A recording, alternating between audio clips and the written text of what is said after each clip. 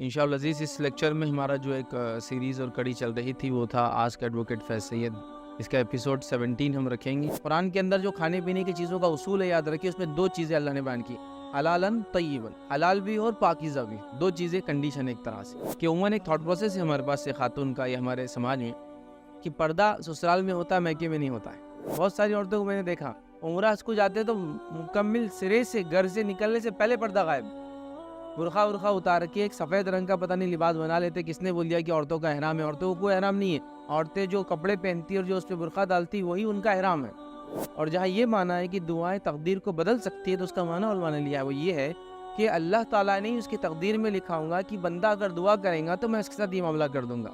तुवाल गिरा तो रिश्तेदार आने वाले हैं, कौवा पुकारा तो मेहमान आएंगे, घर में अगर फुला झाड़ रहा तो रिश्ते लड़कियों को जल्दी आते हैं, घर में कछुआ रहा तो बच्चियों के रिश्ते होते नहीं हैं, रात में नाखून काटे तो चोरी हो जाती है, घर में झाड़ू दिया मगरिब क्या तो बेबरकती आ जाती है, टूटे बर्तन में पीने से नहुसत आती है। ये सारी चीज़ें हमारे पास कॉमन है अदर की। ये सब बेबुनियाद और तवहमात, मतलब बिल्कुल बेबुनियाद एकदम फालतू वाली चीज़ें आती। तो सच्ची तौबा तो हर चीज़ की हो सकती है, हर हालत में हो सकती है, हत्ता कि इंसान ने रब के साथ शिर्क भी किया तो हो सकती है। औलाद वजूद में आ जाए तो उसको किसी भी हाल में टर्मिनेट नहीं किया सकता है, मारा नहीं जा सकता, अबॉर्ट नहीं किया जा सकता है, सिवाय शक्ल में कि माँ की जान को खतरा हो जाए। कुरान के किसी भी हुक्म को छोड़ना ही गुनाह कबीरा है। और अल्लाह ताला ने मोमिन औरतों को हुक्म दिया सूरह नूर के अंदर कि अपनी नज़रों को नीचे रखे, शर्मगाह की बात करे और अपने आप को ढाके रखे, अपनी जीनत को छुपाए, सिवाय एक फहरिस्त फिर उस आयत के।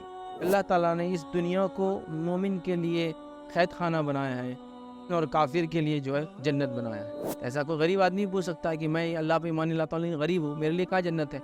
जन्नत है उस दोज़ख के मुकाबले में ही जन्नत है उसकी। गुनाह की वजह से, मासियत की वजह से, कबायर के इर्तिकाब करने की वजह से, कंटिन्यूस कबायर में रहने की वजह से, तौबा की ना करने की वजह से अल्लाह के अज़ाबात आते हैं, ज़लज़लों की शक्ल में, टिड्डियों की शक्ल में, आसमान से आग की बारिश की शक्ल में, ज़मीन से पानी के निकलने की शक्ल में, ज़मीन के धंसने की शक्ल में, ज़मीन के फटने की शक्ल में, याद रखिए बाढ़ों के आने की शक्ल में। तय लेकिन हर बाढ़ में मरने वाला, हर आसमान से आने वाले अज़ाब मरने वाला, हर ज़लज़ले में मरने वाला, हर टिड्डियों की वजह से नुकसान मरने वाला वो गुनाहगार नहीं होता, और हर बचने वाला भी नेकोकार नहीं होता।